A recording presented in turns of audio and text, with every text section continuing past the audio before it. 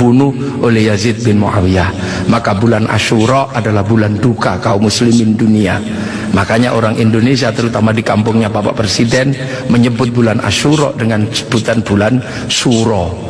Ekornya saja yang diambil, karena orang Jawa itu sukanya ngambil ekornya aja.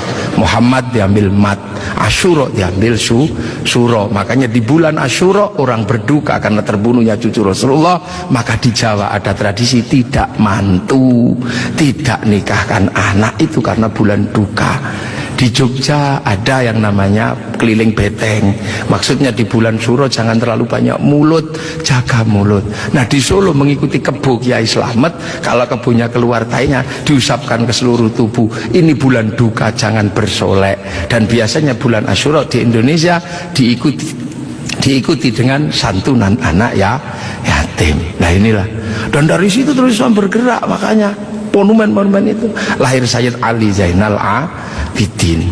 Nah Sayyid Ali Zainal Abidin kemudian bergeser, punya anak Sayyid Muhammad Baqir, menjauh punya anak Sayyid Ja'far Shadiq, menjauh diteruskan sama Sayyid Ali Uraidi, menjauh diteruskan sama namanya Sayyid Ahmad, diteruskan Sayyid Ubaidillah, teruskan Sayyid Isa Naqib, diteruskan sama Sayyid Ahmad Al-Muhajir, teruskan Sayyid Alwi, teruskan Sayyid Muhammad, teruskan Sayyid Alwi, diteruskan namanya Sayyid Ali Khalid Qasam, teruskan putranya namanya Sayyid Ahmad Sohib Mirbat, teruskan namanya Sayyid Alawi Amil Faqih, punya anak Sayyid Abdul Malik sampai Mongolia, punya anak Sayyid Ahmad Jalaluddin sampai Campa, punya anak Sayyid Muhammad sampai Pase, dan punya anak Sayyid Jamaluddin Al-Husaini Al-Kabir sampai tanah Nusantara di pedalaman, yang kemudian karena turunnya di Jawa, Sayyid Jamaluddin Al-Husaini Al-Kabir, orang Jawa punya Hono Coroko, maka kemudian di Jawa dikenal dengan nama Syekh Jumadil Kubro.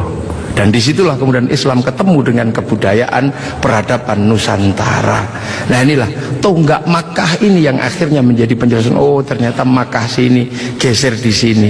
Dan kemudian kita diingatkan bahwa Syekh Jumadil Kubro punya anak namanya Said Ibrahim pindah Palang Tuban sana, punya anak namanya Raden Rohmat Sunan Ampel. Nah ini yang kemudian bangun peradaban baru di Nusantara. Syekh Jumadil Kubro punya murid namanya Samsudin pindah Jawa Barat, dikenal dengan nama Syekh Kuro, punya murid namanya Datuk Kahfi pindah Cirebon, punya murid namanya Syarif Hidayatullah Sunan Gunung Jati. Nah inilah baru kita kemudian menemukan titik sini. Nah pertanyaan-pertanyaan besarnya inilah yang akhirnya kemudian menjadi penjelasan. Lantas bagaimana kita mengikuti Rasulullah di tempat yang jauh ini? Rasulullah memberikan garis namanya ahli sunnah wal jamaah, bahwa Rasulullah yang diajar pertama wal jamaahnya bernama sahabat, wal jamaahnya sahabat generasi kedua namanya tabi'in, tabi'in punya generasi berikutnya namanya tabi'ut tabi'in, dan kita ini adalah generasinya para ulama yang cara pembelajarannya sangat berbeda. Di Arab sana Rasulullah mengajarkan bagaimana makan dengan 3 jari, masih bisa dijalankan sampai hari ini karena di sana masih kurma sama roti. Begitu sampai di Nusantara sudah tidak kurma dan tidak roti, tapi sudah soto, maka makan dengan 3 jari sudah bukan sesuatu yang mudah. Di sana kurban pakai unta, di sini tidak lahir unta tapi lahir kerbau sama sapi. Karena terlahir kerbau sama sapi, maka jangan memaksakan diri kurban pakai unta, nanti ditangkap oleh polisi karena nyuri untanya Kebun Raya Bogor. Ini di sana masih bisa pakai jenggot dengan utuh, tapi di sini rasnya adalah ras Mongoloid, sudah tidak punya jenggot. Inilah maka ulama-ulama awal yang datang ke sini tidak pernah ribut masalah simbol-simbol yang tidak bisa dilakukan oleh orang Indonesia. Nah sekarang ini tugas pemerintah, karena banyak orang yang kemudian lupa kedudukan itu, kemudian memaksakan menjadi orang dipaksa langsung ikut seperti Rasulullah. Nah ini yang harus kita pahami, bahwa kita ini berkedudukan sangat jauh.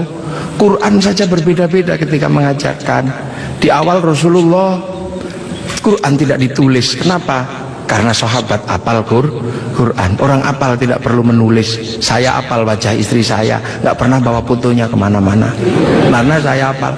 Makanya ibu-ibu yang fotonya dibawa kemana-mana jangan seneng dulu, jangan-jangan karena belum apal. Lu kemudian setelah Rasulullah meninggal, sahabat nulis Quran. Nulis Quran sahabat. Untuk apa? Untuk tabiin yang tidak ketemu Rasulullah. Tiba-tiba generasi sahabat meninggal, tabiin mengajar bawahnya. Qurannya sahabat terlalu pinter, cuma lungkik-lungkik kayak cacing gitu aja. Maka kemudian dikasih titik oleh Abul Aswad Ad-Du'ali. Disebar lagi, generasi pertamanya hilang, titik-titik nggak cukup, maka dikasih fathah, kasroh, dhamma atau syakal. Yang ngasih syakal Syekh Khalil bin Ahmad Al-Farahidi. Disebar lagi, yang baca Quran karena Islam rahmatan lil alamin, bukan lagi orang Arab semata. Orang Andalusia baca Quran wadduha, keliru menjadi wadduhe. Ini. Nah, orang Turki mustaqim, mustaqin. Masuk ke Indonesia dibaca oleh orang Padang lakanud, keluarnya lakanui. Karena orang Padang kalau bilang Muhammad, Mahamme.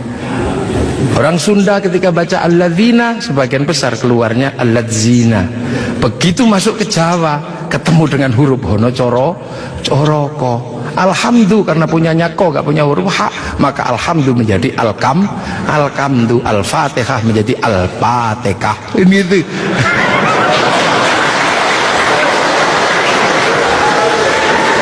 Nah ini, orang kalau ngerti proses kodifikasi Quran pasti tahu. Ketika masuk ke semua negara pasti berbeda. Al-Fatihah menjadi Al-Fatihah. Dan ini yang dialami oleh Bapak Presiden Republik Indonesia. Iya, makanya Al-Fatihah. Itu. Ya Hayyu Ya Qayyum menjadi Ya Kayuku Ya Qayyumu. Robbil Alamin kayaknya punya huruf ain, nggak punyanya ngo, keluarnya Robbil Ngalamin. Nggak punya dot, punyanya lo, maka Ramadan keluarnya Romlan. Begitu dibaca orang Bali sangat susah, karena orang Bali nggak bisa bilang tok, bilangnya tok. Maka sirotol menjadi sirotol ladzina an'amta alaihim. Islam berkembang ke semua negara dan berbeda. Ketika dibaca oleh orang Bugis alaihim, keluarnya alaihing. Karena orang Bugis kalau bilang n jadi eng, kalau bilang eng jadi n. Makanya ada dulu mantan Kabulok bernama Beduamang, itu berasal dari Abdurrahman. Nah itulah makanya kemudian Islam bergerak. Nah lantas apa? Lantas terciptalah sebuah ilmu untuk bagaimana orang di seluruh dunia Islam mampu membaca Al-Quran. Dibikinkanlah sebuah ilmu yang dikasih judul At-Tajwid fi Qiraatil Quran, yang nulis Abu Ubay Qasim bin Salam. Orang akan tahu. Nah ini generasinya para ulama. Dan yang paling besar, yang mungkin Bapak Presiden sudah pernah saya sampaikan, tapi ingin saya sampaikan lagi biar kita tidak lupa. Ada perubahan besar ketika masuk ke tanah Nusantara, di mana waktu itu tanah Nusantara sangat susah dimasuki Islam. Kenapa? Ini bangsa sudah sangat beradab. Bangsa ini bukan bangsa kecil.